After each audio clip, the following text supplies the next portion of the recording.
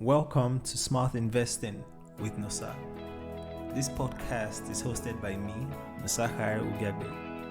And in today's episode, we'll be talking about one of the most important types of investments, and that is investments in education, investments in quality education to be precise. And for this episode, I have invited an amazing personality and someone I consider to be very experienced in investments generally, and who also knows a thing or two about investments in quality education. Our guest is Dami Olagunju. Dami currently works as a global process manager for finance and operations at Google in California. She joined Google shortly after her MBA at the Harvard Business School, and prior to that, she worked in investment banking and in private equity in Nigeria. And she's also the founder and president of an investment and innovations club called LYPIC. LYPIC stands for the Lagos Young Professionals Innovations Club. So just to give a bit of context, we had to record this conversation, or we had to have this conversation a second time, because I forgot to hit the record button for the first 30 minutes of our conversation. So I'll let Dami jump right into it and give us a bit of, give us some background about her amazing experience so far. Yeah. Yeah, I would love to. Something that many people say about my career and just me personally is that I have ants in my pants. Essentially, it's just a way of saying, I'm someone who is always open to exploring something different, questioning my thinking, and just taking a leap of faith sometimes. So brief background on me, I studied math in undergrad in the US. And for the longest time before that, I really didn't know what to do in my life. The only thing I knew was that I enjoyed math. And, I grew up in a very math-centric family, and everybody was an engineer, wanting to be an engineer. So I didn't want that, but I knew I liked math. So throughout college, I explored finance for the first time, because a lot of math majors, it turns out, want to work in finance. I don't know. Maybe something everybody agreed and forgot to tell me. And I figured that out in college, and I was piqued. I was very interested in finance and understanding what that was like. Good thing about finance, it's somewhat quant heavy. So a lot of people who like quant tend to enjoy finance. So it does make sense.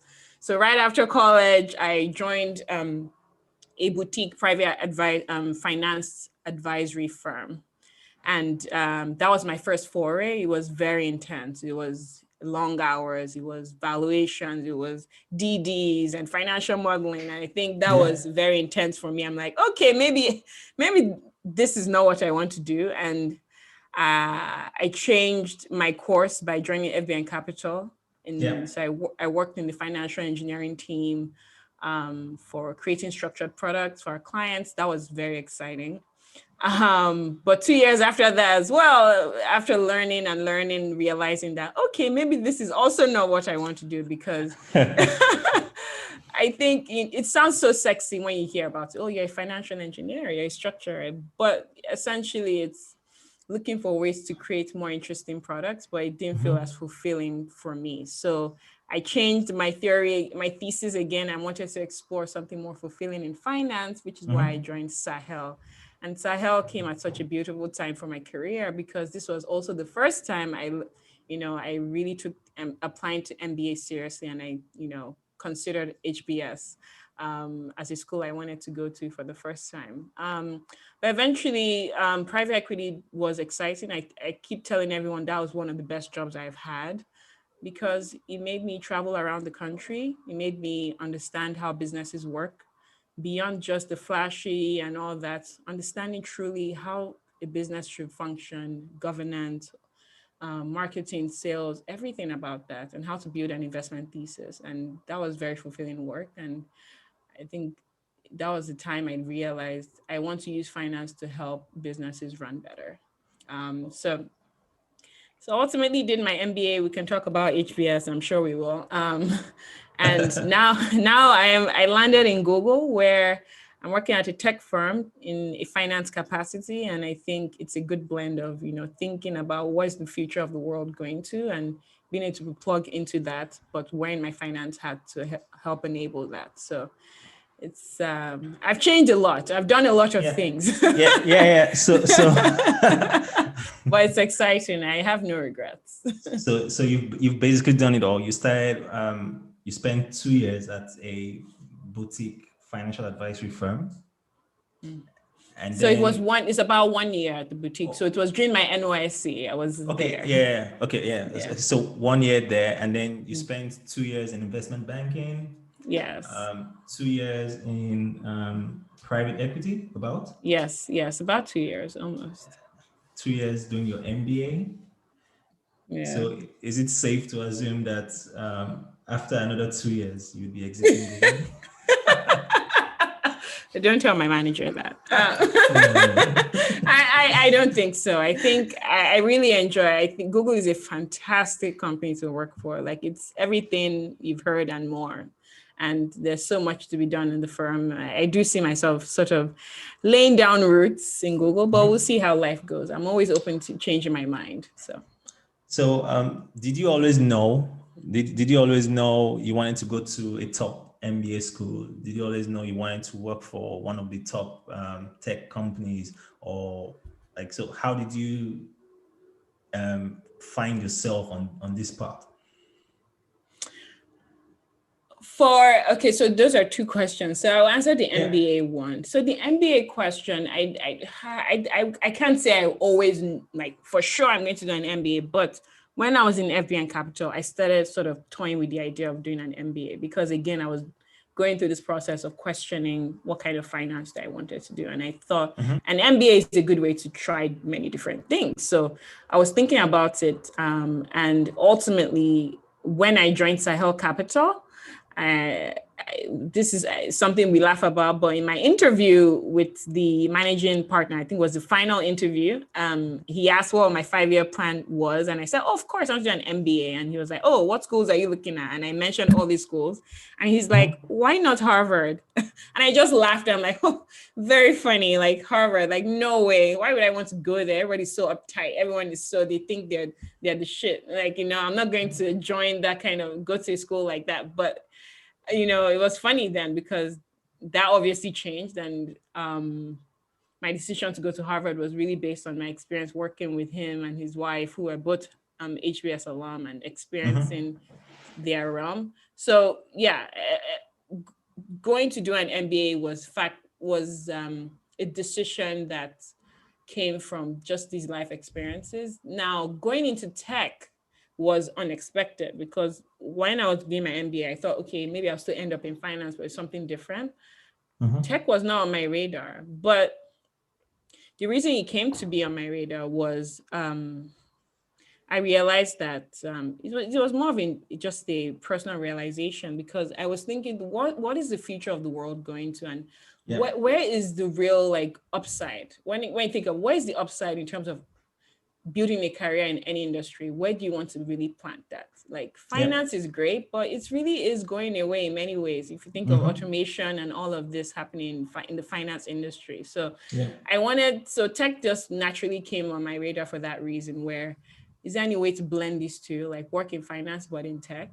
So that's hence Google. And I was talking to other tech firms at the time as well. Google was, I think, the best fit for me and what I was wanting to do. So that's the journey. Awesome. So no, Sacha, I just want to make sure. Are you recording now? Yeah, sure. Yes. All right. Brilliant. It's recording now. Okay, so for you, going to Harvard was something that came out of exposure to people who had gone there themselves, and you saw from their experience that although they were fantastic and amazing people, it wasn't exactly out of reach.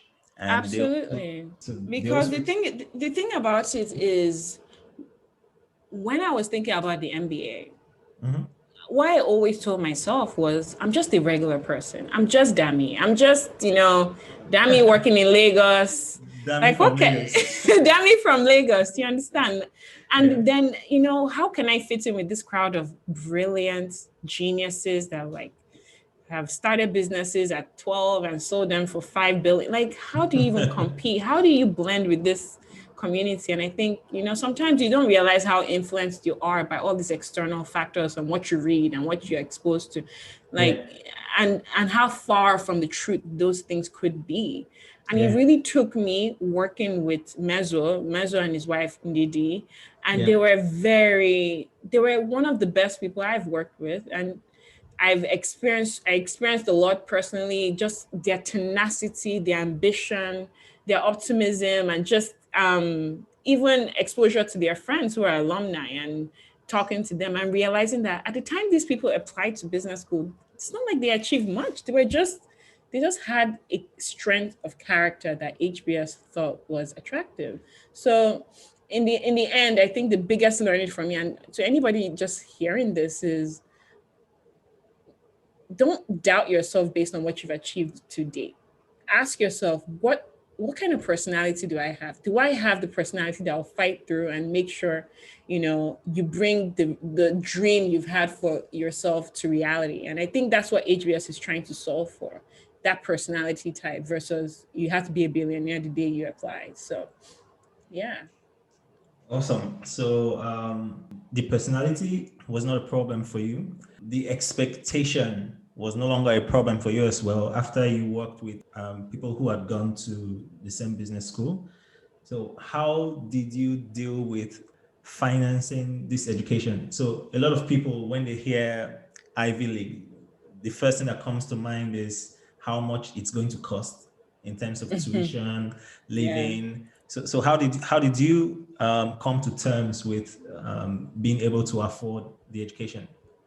Yeah, so without a doubt, it's one of the more expensive things I've ever done. And without mincing words, it is expensive to go to an Ivy League. It cost me about $200,000. Whoa.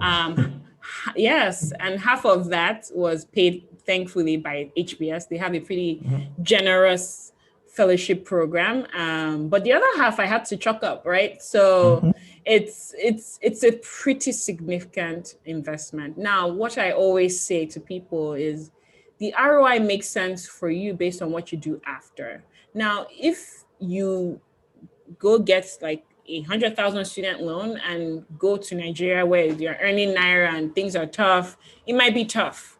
So I think you have to really be realistic about what you want to do after. If you are going to be in the US in maybe a higher paying sector, it's fine. Over in like 2-3 years, you're done paying your student loans, and in those two years, it's not like you're living like in a terrible life. I think it's a very comfortable life that you can pay off your loan from. So the point of all this is to say that going to get an MBA is just like any investment decision, whether you're buying a company or buying a stock, whatever. You have to really think about what's after. What is the future prospect? It's not just about today, it's about what is the future looking like for this opportunity. If your future is a high earning one where you're going to work in a high earning profession, I think it's a very fantastic investment. And even beyond that, the network and all of that you get from going to a school like HBS really places you in a really good place professionally and entrepreneurially. So it worked out for me. And I know it's not just my story. There are so many other Nigerians who have gone to HBS and taken pretty significant investments to do so, and have turned out absolutely fine. So, or more than fine, I would say. So it's Yeah. worthwhile, in my opinion. Yeah. Yeah. Every investment requires some initial capital outlay, right? Absolutely. And the question in determining whether it's a good or bad one is whether you'd be able to pay it off, whether that investment would return enough to cover the cost. And for you, you've confirmed that it certainly does if you end up in a high paying industry. And if you're not going Absolutely. and if you're not going back to Nigeria to earn naira for a small firm. Exactly. That's important, actually. Yeah. Okay. So and what's the, should I say, average payback period? Yeah. Um, I would say it takes 3 to 4 years on average. And this is, if you're not too aggressive. Some people pay back their loans in a year or a year and a half. Depends on how aggressive you are. The loans I got on average are 10-year loans. Okay. But my plan is to pay it off in 2 years. So, and that is without me stressing financially. So yeah, 2 to 3 years, sometimes 4 years is a reasonable payback period for student loans. Awesome. Awesome. So I mean, there there's not a lot of traditional investments that pay back their initial cost in 2-3 years. So I guess Absolutely, yeah. this is actually best in class. Yeah, and something I will say again is not all MBA programs are the same. Yes, I know. Yes, there are Ivy Leagues and they're whatever, but you should really, if you're considering an MBA and making that investment, the question you should ask is, where do the alum work? So the Yeah. people who just graduated from that program, where do they actually work? And what do they earn? I think that lets you know whether it's worthwhile to make that decision or not, because there's so many MBA programs now that cost maybe not up to $100,000 as I had to pay, but don't really have exciting career prospects. So I Yeah. think it's very important that you think about that based on what the program is. Yeah, yeah, that's absolutely true. And during my research for an MBA program, I actually came to this realization as well. And some of the business school rankings will typically show you, on average, what the alums earn post graduation. And one thing that a lot of them, or that a lot of people would not take into consideration, is the difference in income levels in the various countries where most of the alum work. So so I think this emphasizes the point we made earlier, that if you're going to Harvard, for example, on student debt, student loan, and you intend to go back to Nigeria, where income levels are generally lower, and you earn in naira, then it may be a bit tricky to earn what a normal HBS grad would earn.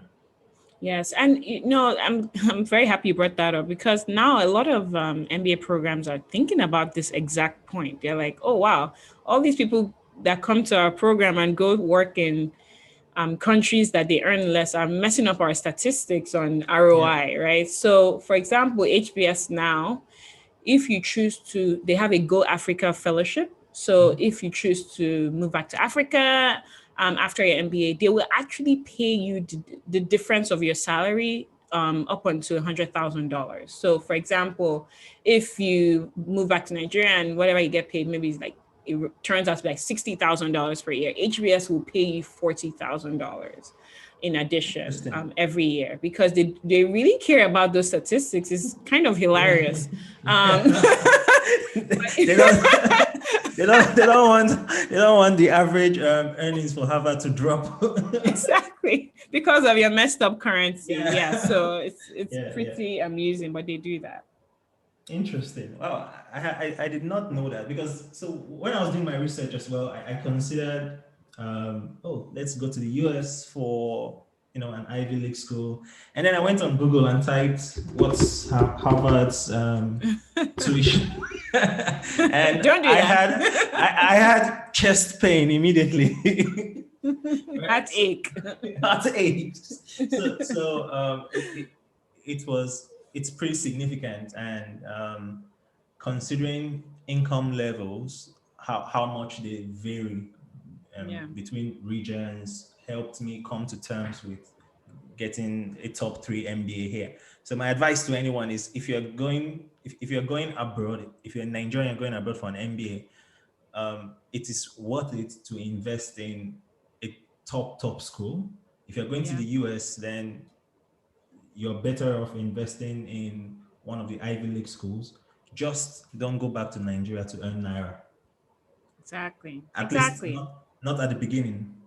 Exactly. At least for the period where you're paying back the loan. And if you can pay it Exactly. back in 2, 3 years, absolutely. Then you Yeah, can do whatever it is you want to do after that. yeah, yeah. So we talked about LYPIC. That's the side project that you've been handling for some time now. Can you tell us a bit more about LYPIC, what it stands for, what it does, and why you set it up?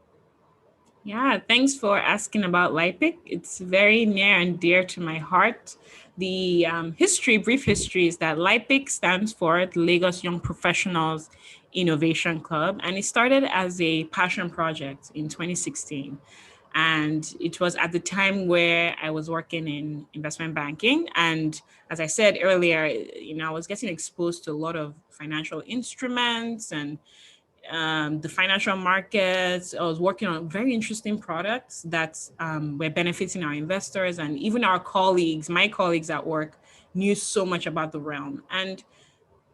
But there was a stark difference because after work, I go talk to my friends, I hang out with my friends, and my friends had no clue about any of this. They didn't even know what are stocks, what are bonds, what are commercial papers. Simple as that.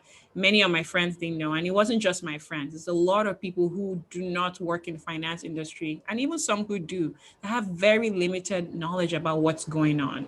And it's one of those things where ignorance is really not going to help you, because if you Yeah, don't make the right decisions early on, you lose that time, you lose that benefit over time. So yeah. I felt this strong urge to, like, oh my God, I have to carry my friends along with me and we have to do this together.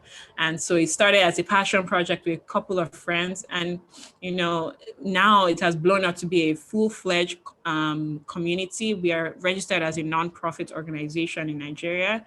And the first focus, and I always like to say, is knowledge, knowledge, knowledge, knowledge. You cannot do what you don't know. So we spend a lot of time building knowledge resources among our community. We have knowledge circles on different asset classes, investment opportunities, career topics, entrepreneurship topics.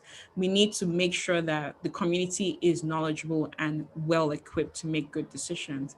And the second part of that, when you're knowledgeable, then you can actually act, right? So I Yeah. believe I believe a lot in action. So we facilitate investment opportunities for our community members in all kinds of asset classes, right? And to do so, we have an investment team that's very, very capable, and they help us, vet opportunities, facilitate the investments, negotiate on behalf of our members on terms of the deal, and that and much more. And we also do a lot of portfolio kind of sharing events to make sure our members are also thinking about their life in terms of portfolio, not just singular investment opportunities. So that is key. And the last one is just the community. Many times you find out that your friends might not care about the same things you care about in terms of finance and investing. And Yeah. we create this community where it's a safe space for you to ask questions, for you to learn, for you to connect with people that have shared interests. And that has honestly been the most exciting project I've worked on personally. And I see the vision for this community to be beyond the shores of Nigeria. Although we are named Lagos Young Professionals, I was actually going to say that. we might have to change our name to Global Young Professionals, because this need exists everywhere. I've lived now in the US for some time, and you'll be shocked. Even HBS people, or people that are, very, very educated and brilliant, but simply do not know anything about finance and investing, and they are running out of time because you have to make decisions early versus later. So my vision is to bring this message and create a global community for LIPIC. And it's very exciting. I love the work we do, and I love the team that's supporting us in doing this work, and looking forward to doing more. Awesome. So I have a personal testimony as a member of LIPIC, but before I go into that, I would actually like to confirm everything you've said so far. Even as someone working in finance, advising clients on mergers and acquisitions, I have interacted with a lot of people in the same field who have absolutely no clue when it comes to their own personal financial situations and investments. What a lot of them think about is maybe real estate and savings, and it's shocking, to be honest. So um, there's definitely a knowledge gap, and I think LIPIC has fantastic potential to fill this. And my personal testimony is that when I was joining LIPIC in 2017, I was approached by Moses. So Moses and I worked at EY in Lagos before he left to start his entrepreneurial journey. When I was joining, I had just left Nigeria for Germany, and he told me about it. And the biggest selling point for me at that time was access to like-minded professionals who were doing amazing things in their respective careers.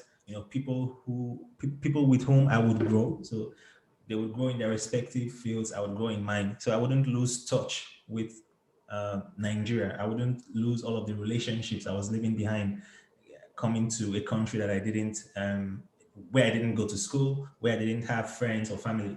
So, and LIPIC has done that for me since I joined. I can say that most of the people I interact with, in terms when it comes to finance and investing, are members of LIPIC.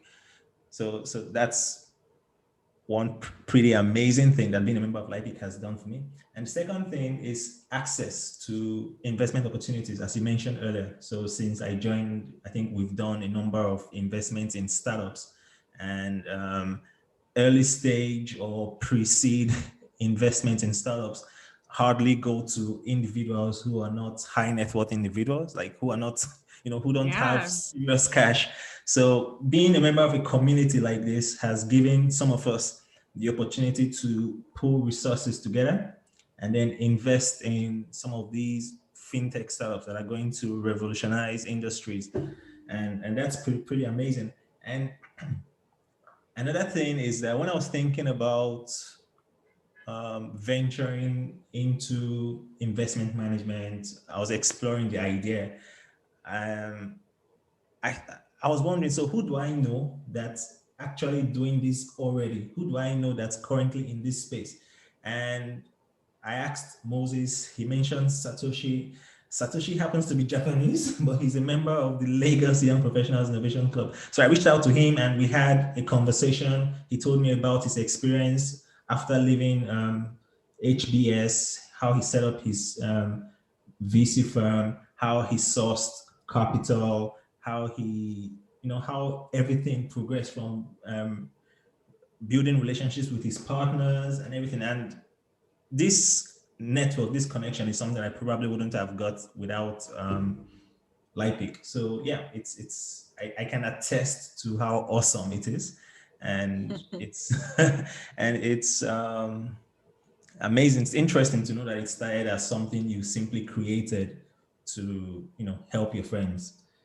Yeah, and thank you so much for sharing that. That I think it's really heartwarming, and there's so many of those testimonies we get from time to time from our members, and I think that is what keeps us going. I think building something from an idea to a product to a service to a community takes a lot of hard work, but testimony like yours keep us going, and our goal is to do even more and bring so much more value to our community and take it to the moon and beyond that. So stay tuned. Awesome.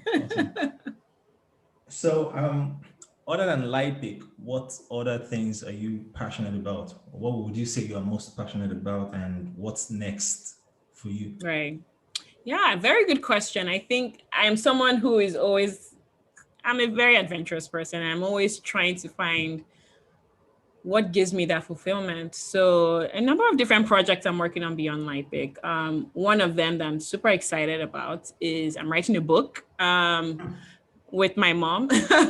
So that has been a very interesting project. We started about a year ago. The goal of it is to tell stories from parts of Nigeria that are not really heard from. So she comes from a tiny village in Ondo State, grew up there, and the richness of her experience, of her culture. And she's from a dying tribe. What I mean by that is there are very few people that still speak her language. And so wanting to tell the story of that tribe and tell the story of her childhood and all the very key figures that have led her to live the life she currently lives. And it's been a very fulfilling journey for me, because I think growing up in Lagos, I never really saw that side of my mother. And I think Yeah. just this experience has been very eye-opening.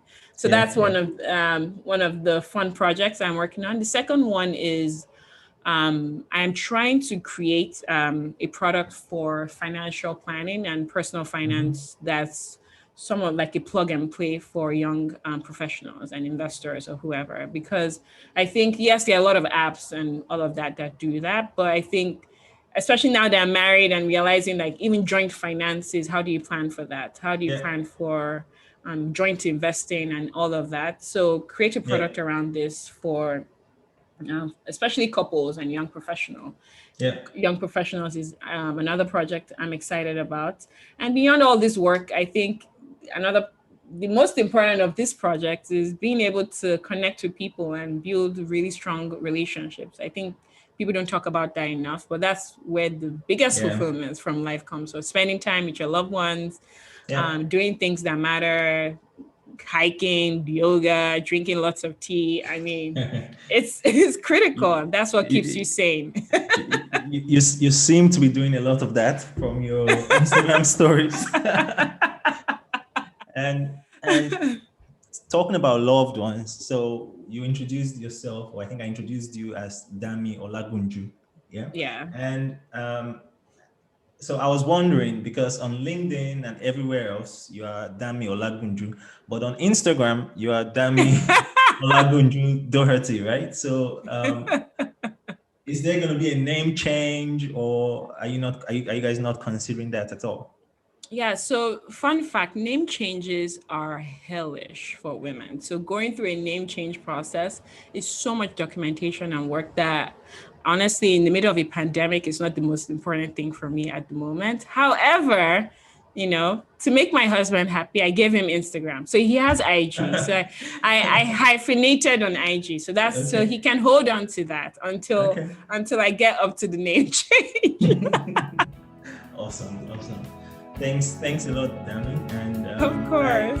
I apologize sincerely for failing to record the first session. It's okay. It's very 2021. It's okay. Yeah. Thank you so much. All